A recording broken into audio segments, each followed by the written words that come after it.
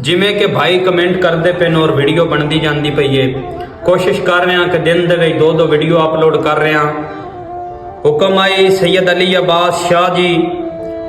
पीर सोना मेरा मुर्शद पीर जो गाजी ये सुखी ताइयों मेरा दम में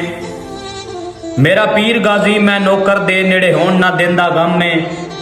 और जदा साईं उस्मान दे तकड़े हिल के डोलण यार कदम में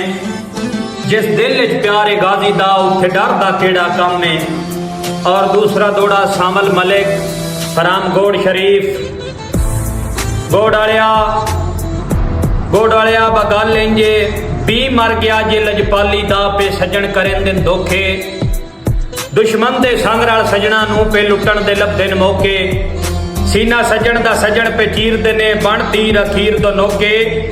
बंदा इहो जिहा सजन बाजारां वे सरियाम उस्मान चठोके। और तीसरा दौड़ा हसनैन गोंदल फराम पिंडी बटियां आलिया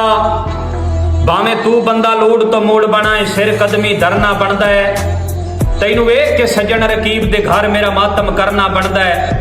होवे कैम ईमान तार उस्तम जाया कच्चे घड़े उत्ते तरना बनदा है सदे कोई सरकार नूं ओए करके मेरी जात दा मरना बनदा है।